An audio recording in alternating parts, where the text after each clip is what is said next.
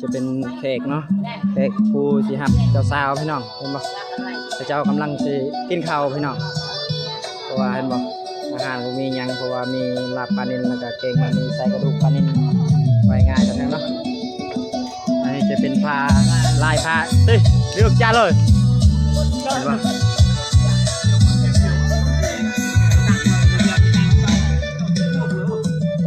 นี่มาละเอ็มบ่เอ็มจ้าเดี๋ยวไปจ้าตะกี้กูเลยเดี๋ยวน้องเคยละเนาะเป็นว่าเซฟเนาะพี่น้องกินบรรยากาศตอนเช้าเห็นบ่กูคือได้เชียร์หญ้าได้หญ้าจำวันนี้น่าจะเชียร์หญ้าเจ้าสาวยังทันมาเดี๋ยวจะหน่อยเจ้าสาวมาจะนำมาคอนเสิร์ตไทยพี่น้อง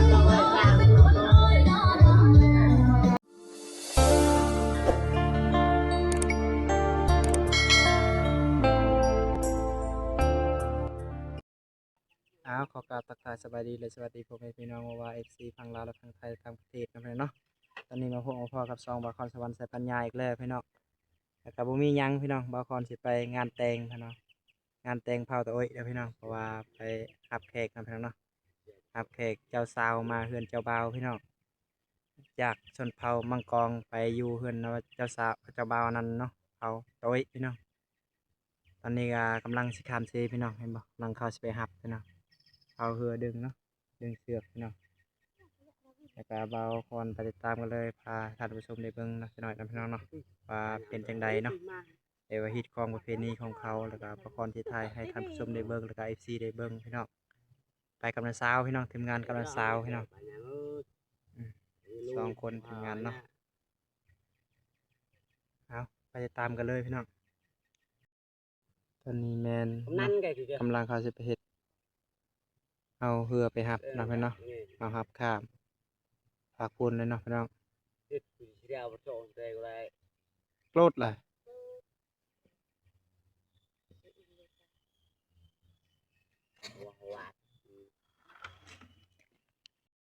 ตอนนี้แมนกำลังสิข้ามเหือพี่น้องข้ามภาคเบื้องนั้นนะพี่น้องเบื้องบ้านพี่น้อง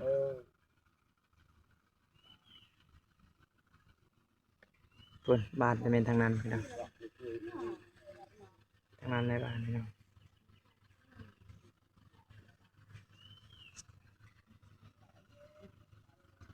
เห็นบ่รถเนี่ยมันจะข้ามเหือใหญ่ตัวนั้นนะบัก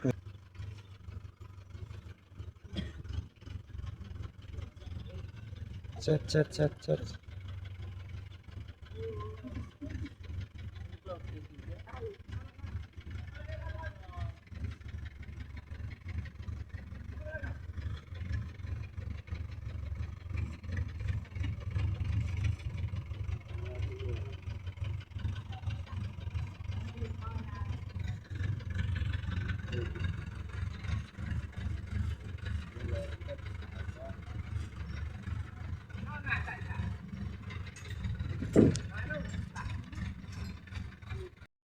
ตอนนี้เมนมาคอนสิเข้าแคมบ้านแล้วพี่น้องเห็นบ่แคมบ้านเนาะบ้านชนบทอีกบ้านหนึ่งพี่น้องที่ลึกลับเนาะไผพามีแล้วแต่ชัญญาณบ่มีพี่น้องบ้านตัวนี้พี่น้องเป็นชื่อบ้านว่าตาบ้านตังอะไรนำเมืองนองเพลงชนเขตพี่น้องใกล้ๆกับบ้านบาคอนคนละภาคเซพี่น้องตอนนี้กับบาคอนกำลังสิขี่นี่จะบ้าแล้วพี่น้อง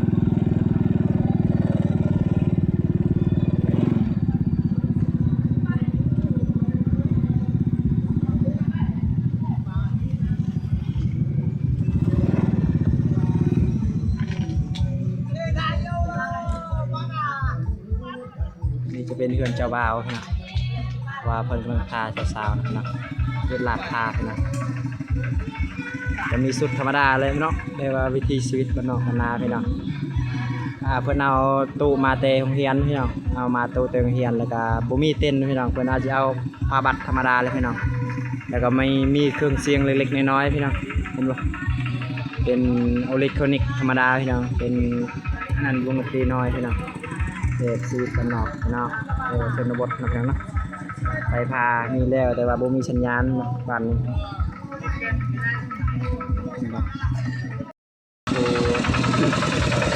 บัดชวนเด้อบัดชวน นอนไปนอนหมู่อันนอน อันนี้จะเป็นผู้ประกอบส่วนพี่น้องเพราะว่าคันมีผู้ประกอบส่วนเราต้องจดอยู่นี่รายชื่อเห็นบ่หัวหน้านี่จดรายชื่อเนาะพี่น้องเนาะอันนี้จะเป็นเราเพราะว่าเพิ่นจับผิดพี่น้องจำมาต้องจำพี่น้องโอ้ย เจ้าหาได้ไอ้หมายไม่มาอยู่ จำพี่น้องไม่ไปเลยมีตักโตไม่ตังอ่ะเวลากิน เดี๋ยวเอาตอนนี้บางคนที่จำพี่น้องเอาบางส่วนอีกต่อเด้อ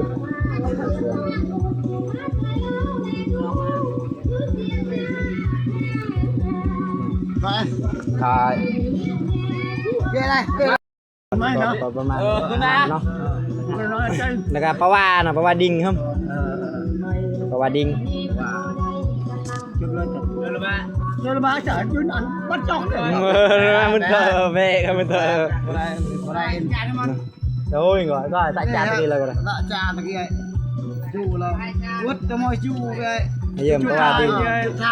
ประมาณนี้จะน้อย nó bán à bây giờ nó phà không giờ phà sao cần biết được đi cùi อันนี้เราพอจะไปทายบอลเขาให้กินนี่อันนี้จะเป็นเค้กเนาะจะเป็นเค้กหับจับซาวพี่น้องนี่บ่หับจับซาวพี่น้องโอ้เนาะ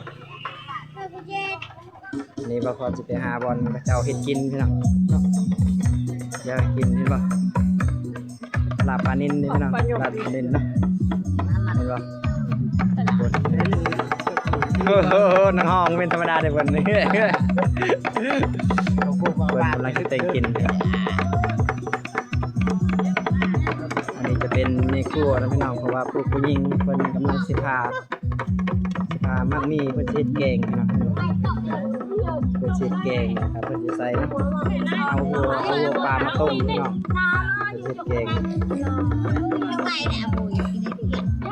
วิธีชีวิตที่มันศาสตร์ขมวดนึงมีกินข้าวกันนะ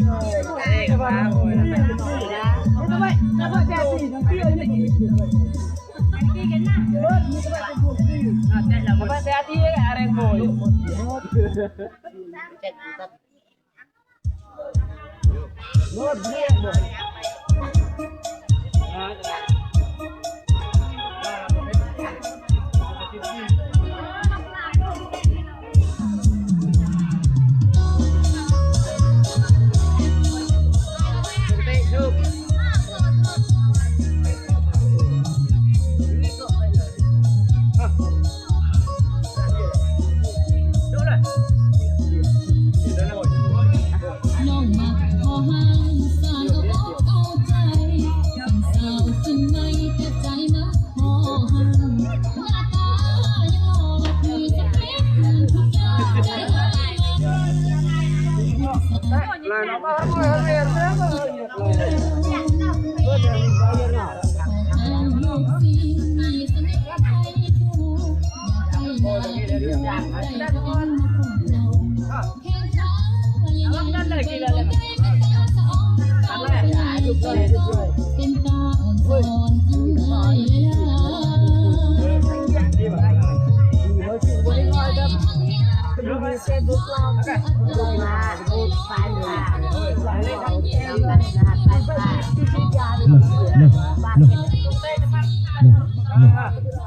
đi xuống đâu đi xuống đâu giá lồng lăng đuôi lơ dây ngọi lơ không phải lấy ngọi vừa và tiêu lọc rõ ngọi lòm không gì đây đây cái đầu té đưa đà kẹt ra cả thầu đó sơn sủi đấy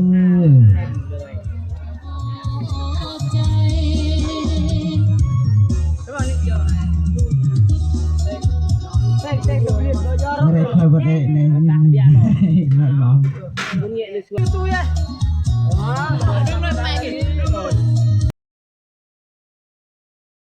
จะเป็นเค้กเนาะเค้กผู้สิฮับเจ้าสาวพี่น้องเห็นบ่เจ้ากำลังสิกินข้าวพี่น้องเพราะว่าเห็นบ่อาหารบ่มีหยังเพราะว่ามีลาบปลานิลแล้วก็เก่งมันมีใส่กระดูกปลานิลไว้ง่ายจังนั้นเนาะอันนี้จะเป็นผ้าลายผ้าเลือกจ้าเลยเห็นบ่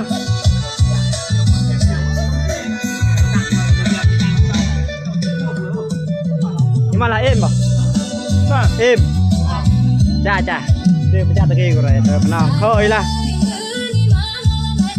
เป็นว่าเซฟเนาะพี่น้องกินบรรยากาศตอนเช้าเห็นป่ะกูคือได้เชียร์หญ้าเลย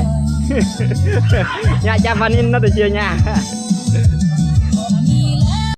เป็นพาอีกพาหนึ่งพี่น้องเพราะว่าอยู่ทางเรือนเพราะว่ากินนี่อยู่ลุ่มเนาะบางคนถ่ายพี่น้องเห็นป่ะตอนนี้ขึ้นถึงพี่น้องเห็นป่ะประมาณนี้พี่น้อง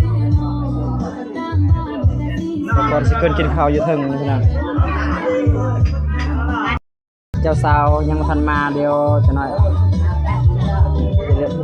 เจ้าสาวมาจะนำมาคอนสุดท้ายอีกพี่น้อง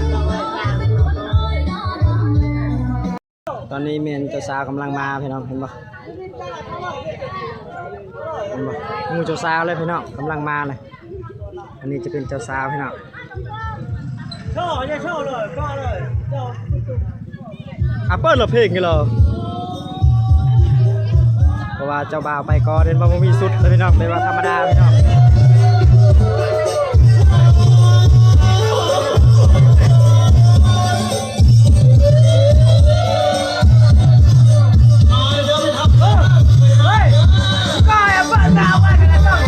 ใครอยู่เล่นนะฮะนะ